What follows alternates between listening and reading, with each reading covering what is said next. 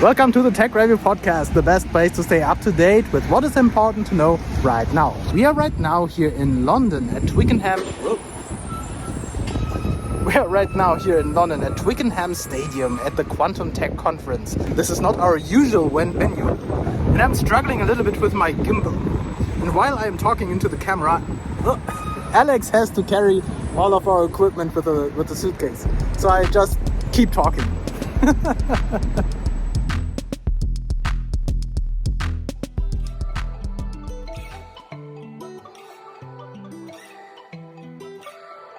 I am so important, I have 2 microphones. This is the press booth here at the QuantumTech conference, and we as one of the official media partners have access to this amazing press booth. So this is now our office for today. Let's see who we are going to meet here. I'm really excited. I think quantum technology is a really, really amazing technology, and we, or at least I, really don't know so much about this. I'm not sure what this means. Alex is waving to me. At least for me, quantum technology is such a weird thing because obviously it works, and the industries are preparing for utilizing quantum technology in all of the fields, even though, as far as I know, there are no actual current applications of quantum computation that I know of. And if always at any time when someone tries to explain to me how quantum entanglement works, it sounds like magic. And I do not believe that this is actually a thing. But if it weren't a thing, people wouldn't spend so much effort and attention and money on this field. Is the Rauschen very, very bad if I speak like this? My co-person has to hear me as well. The first quantum expert I talked to was Dr. Bhushan Bonde, Head of Innovation at Evotech Pharma. I'm super interested if you are already working with quantum technology, because as far as I know, we are still far away from actually applying it in real life, right? So that is a very good point, and I really appreciate you raised it, because there are 2 aspects of quantum compute. One is the hardware development, one is the actual physical quantum compute development, and we are not interested in that. What we are doing in the application of those devices that we develop, whether it is software-based, it is hardware-based, whether it is photonics-based, whether it is particle-based, where is electrons and atoms and heavy atoms, etc. It doesn't matter. Irrespective of that, what we should be able to do is, irrespective of the technology, apply those technology to the real-life problems. And the real-life problems is enough, plenty of real-life problems that we cannot solve. For example, just to give you one example to the layman, by the time we're speaking this one sentence, there are around 100,000 proteins synthesized in our body. Now, protein synthesis is one of the most difficult problem in biology. We cannot solve it using conventional computer accurately. I mean, the best algorithm today, AlphaFold or some kind of ESM fold from Facebook and all, they could predict only for 90%, or maybe 80%, maybe 60%, maybe 40%. But no computer can predict accurately 100%. So the question remains, by the time we spoke, if 100,000 proteins are made in our body and they didn't made in a wrong fashion, they correctly folded, what kind of computer our body is using by the time we are speaking? And that's the exact answer we are trying to answer using the quantum compute. It has to be quantum. It has to be some kind of a quantum phenomena that our body is using. The only thing is we don't know it, and we are trying to find out that answer. And that's the reason we are here as a pharma company. We are trying to understand what is it in the body that really could mimic, the nature could mimic the behavior that we cannot do in binary compute. I also talked to Dr. Carsten Blank, Managing Director and Co-founder at Data Cybernetics SSC. One question that I ask every single one here that I meet: when do you expect, or when do you estimate, will we have real-life applications of quantum computers? Because right now, I think everything is research, right? Right, absolutely correct. I think a couple of years ago, I was on a sort of a panel, and they were asking me, I was 21, I think, and they were asking me actually, do you think you're going to make money with quantum computing in the next 3 to 5 years? And I was like, yeah, I don't think so. Yeah, but things have considerably changed. In Germany, there is a lot of funding from the government, directly or indirectly, and we also get a lot of funding from that channel, both of these channels, right? And potentially we may have customers now with QAlchemy as well. So this is way faster than I expected. 2 or 3 years into it, let's see. Yeah. Yeah. Can you explain to me how quantum entanglement works? No worries if you can't, but this is like magic for me. Yes, well, quantum entanglement is the thing that excites me a lot because at the core of our Q-Alchemy product is actually exploiting the entanglement structure of classical data. Yeah, but what is it? Well, I never really got into the excitement of entanglement so much for the reason because quantum computing is not so excited about entanglement, right? What you have is a quantum state and that has amplitudes, and that's your vector, right? So entanglement is something if you have a particle there and then a particle there, and it's and it's not in the same location. You want to do something with it. Yeah. Then people get all excited, and I understand that. Yeah. Right? So I cannot explain entanglement. Because in my worldview, it's just a vector. Yeah, of course. I know that sounds really weird, but this is how it is. I had the chance to talk to Boehringer Ingelheim CTO Clemens Utschig-Utschig about the big opportunities of quantum in the pharma industry. And every time I talk to someone about quantum technology, pharma is always the first branch where people are talking. This will be applied. Why is it pharma? Why is pharma so closely connected to quantum technology? So I guess it's not just pharma, but also material science, right? Because our world is molecules. Our world is actually a drug binding to a target, right? To an enzyme, to a protein. And here we see quantum mechanical effects. And if I believe in what Richard Feynman said, and he got his Nobel Prize for it, then really to model one quantum mechanical system with another is the most promising avenue and route. And that's the reason why I think everybody's looking at us. On the other side, it's not as easy as everybody thinks. It takes plenty of research to get there. On the obviously hardware side, which is the obvious one, but even more so on the algorithmic side. And that's what we focus on. And how long is Boehringer Ingelheim involved with quantum technology? So, I mean, the ideas of quantum mechanics and quantum chemistry outside of quantum, we use since quite a long time, right? Our computational chemistry folks use many methods, use AI, use machine learning. But really, quantum computing, I would say roughly 3 years. 3 years ago, we funded the Quantum Lab. We tried to get the people, the researchers that would actually go onto that mission to make quantum useful for us. And now we are 3 years in the game. We published quite a bit on foundational work and also on application work. And that journey will continue to make eventually, hopefully, quantum fly for pharma. Later I talked to Sergio Gago, MD of AI and quantum computing at Moody's Analytics. I am a regular software engineer with classical computers. How would you describe the future transition from classical computer to quantum computer use cases? Is there like a ongoing transition, or will there be a cut where we will stop using regular computers for use cases and simply switch to quantum computers? So I think there's two ways of answering that question. As a software engineer, do you worry about the transistors in the chip? Probably not, right? Not every day, no. Most likely you have a high-level programming language, whether it's Java or Ruby or Python, right? And that hides completely all that background layer. Today in quantum, we have to worry about those transistors. Right? Yeah. We have to worry about the qubits, how each hardware works, and all that. So we're at a very low level still. The second thing is that quantum is not for everything. Quantum is not a universal solution that will replace computers. There are very specific cases, very specific problems, mathematical or computational problems, that quantum is great at. So in the same way that you have today in your computer a CPU and a GPU next to it that does very specific calculations, or a mathematical coprocessor, most likely you will end up having a QPU that takes care of those specific calculations, maybe an optimization problem, maybe a simulation, maybe driving random numbers. So for the average developer in maybe a decade or so, it will be kind of transparent, and it will be closer to the work that we do in high-performance computing, HPC, FPGAs, and the likes, but still very, very relevant for the work that we do in finance, the work that companies in logistics do, in material science, and so on. From one engineer to another, I spoke to Konstantinos Georgopoulos, quantum application engineer at National Quantum Computer Center.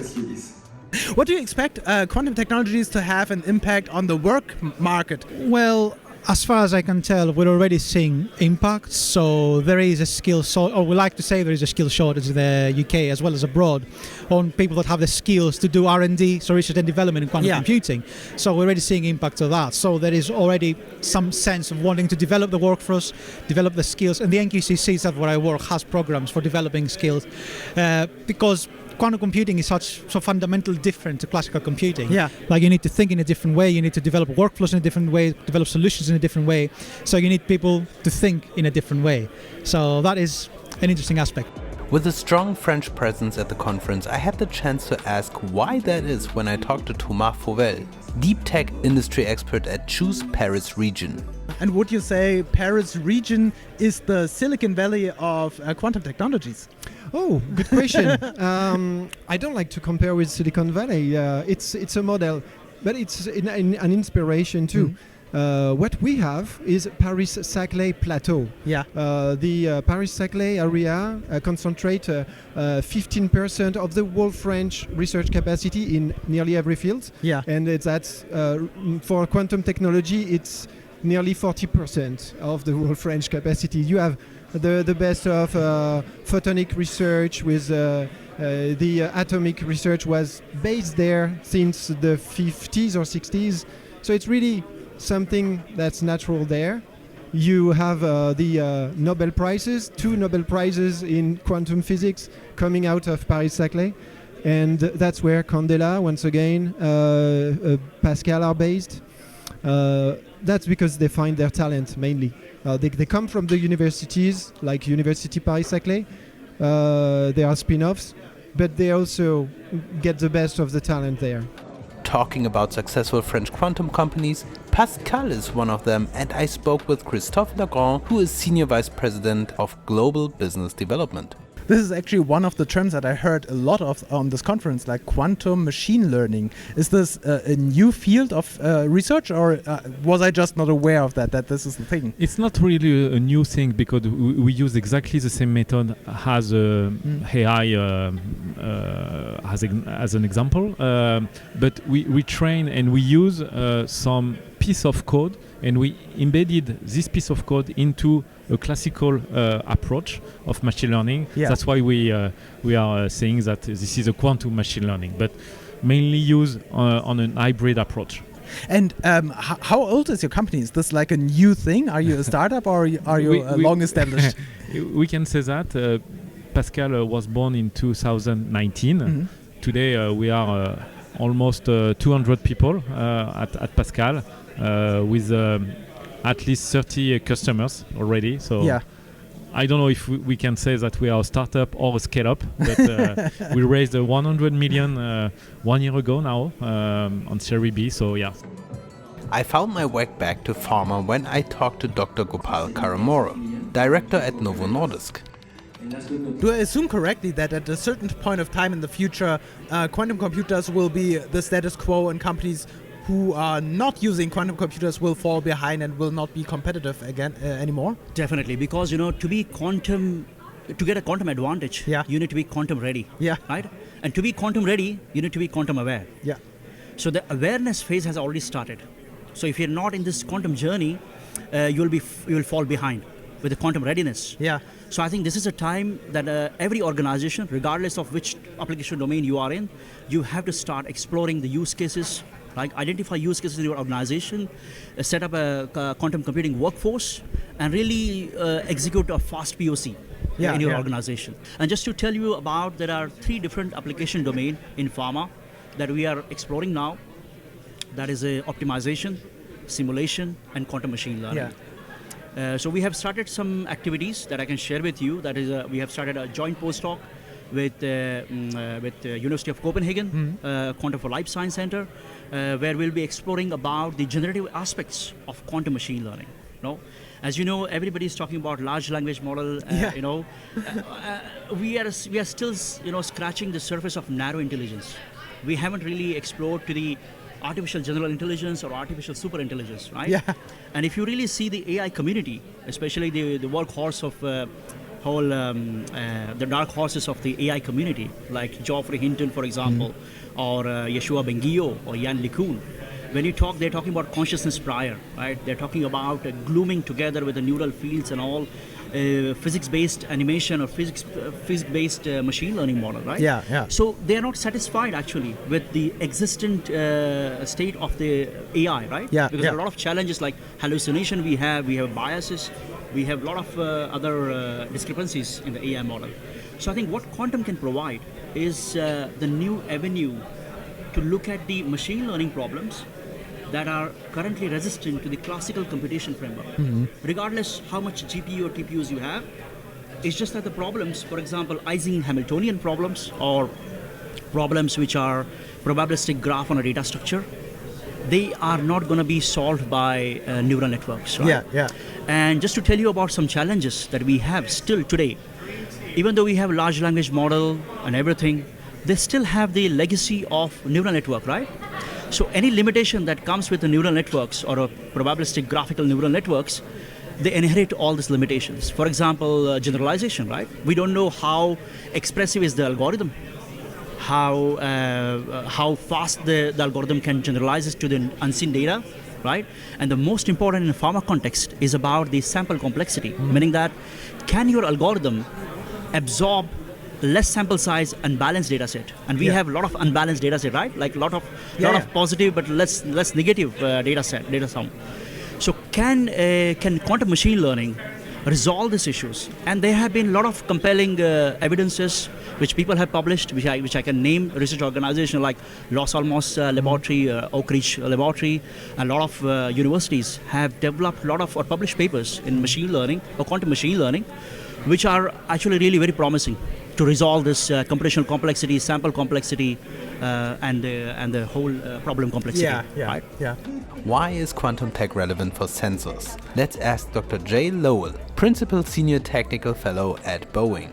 And would you say that these quantum technologies that we are seeing emerging right now will be a standard for, let's say, sensor technologies in the future, or will this always be like a very special thing at the site for very special problems?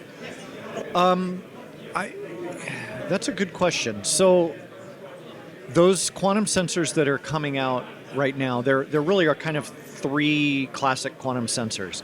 There are clocks.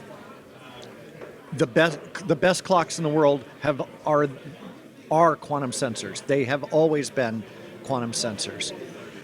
What we're trying to do is build a set of clocks that are mobile and almost as good as those quantum sensors that are those excellent clocks that are at places like National Physical Laboratory or at Max Planck Institute in Germany or at the National Institutes of Standards and Technology in the US.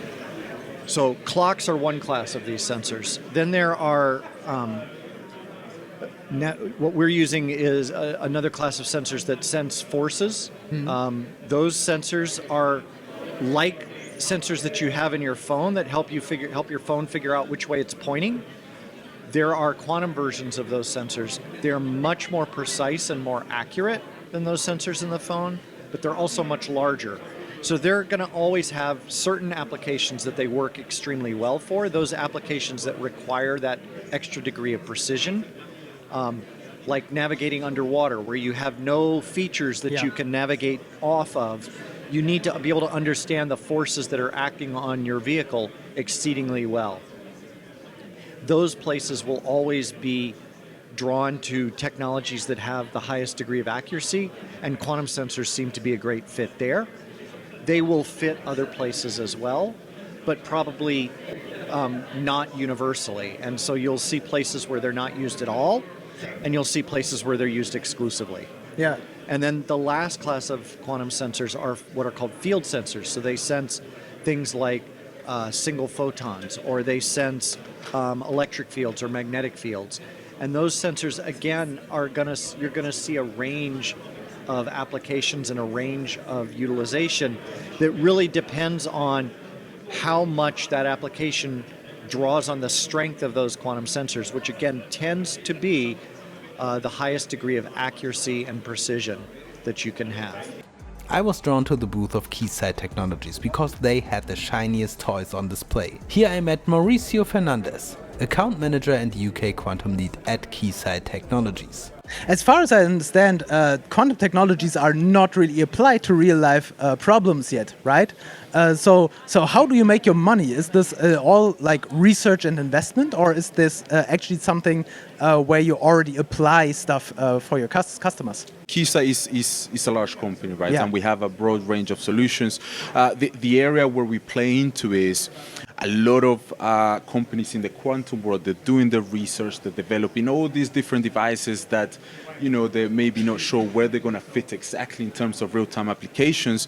What we develop is, for example, hardware combined with software to allow a lot of these new companies or big drivers of the industry to test a lot of these concepts and develop them, right? So basically support that R&D front of quantum.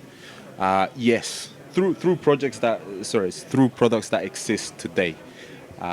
Yes. Yeah. In brief. and we are going to have like a close-up of this machine because it really bugs me what it is that we are seeing here.